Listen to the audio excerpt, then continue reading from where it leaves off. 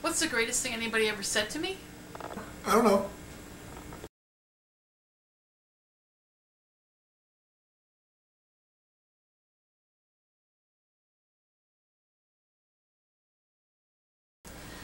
I have only spoken to this girl once. It was, really random.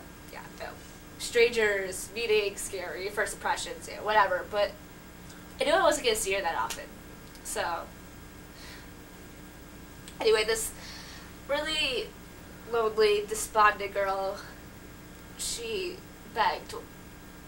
No, she didn't beg, because begging's desperate. She wasn't desperate. She asked for just messages, like messages that could brighten her day, make her feel better. So I was like, alright, that's cool. I'm pretty cool messages. And I made a point to send her a message.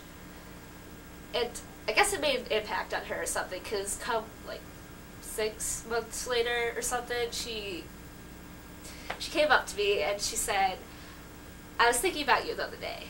Like, I remember you did this really nice random thing for me a few months ago, and I really want to return the favor, and I know it won't seem as special now because I'm talking to you right now, but I was thinking about you. I think that, I don't know, it was, who does that? Like, seriously, no one. It was just marvelous, magnificent. It was great. I like helping people. That's it in the simplest sense. And I guess word gets around because a lot of people come to me for help. They talk to me, they rant to me, and they just see what I can do. I'm a pretty good listener. There was this one girl who came to me to talk because she had no friends to help her.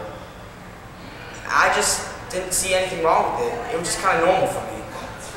And then one day a friend came to me. It was a roommate. She came up to me and she just sighed and said, "Thank you for talking to me. You're being your angel."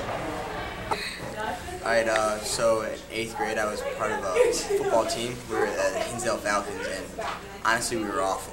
The whole game, the whole season we hadn't won, but our coach this one week, last week of the season, pulled us over and said we have to win the next game. It was the only chance we could have of ever winning, and our coach had never won a game, so we wanted to do him proud.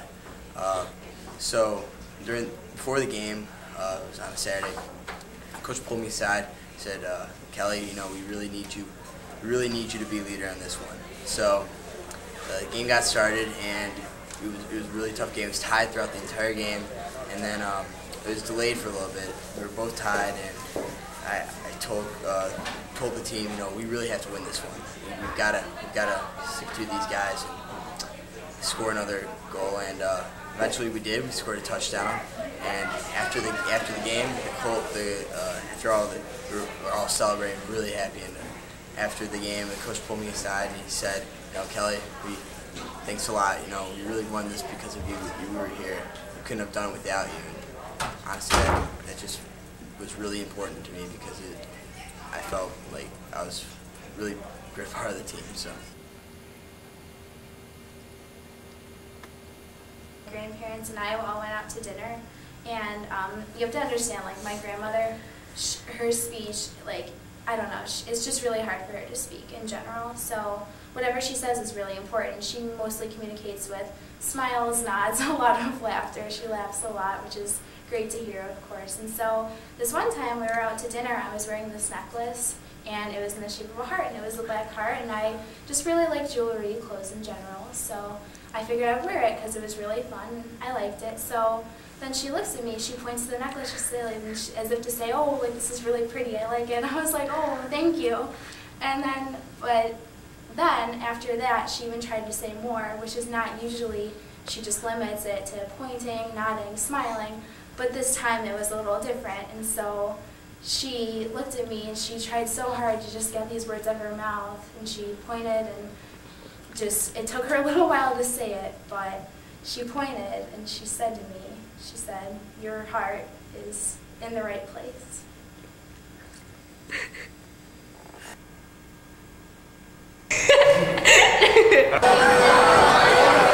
Wait, no! Laughing. Oh, Will Ferrell! If a picture paints 1,000 words, I'd paint 1,000 pictures just to tell you that I loved you almost 500,000 times.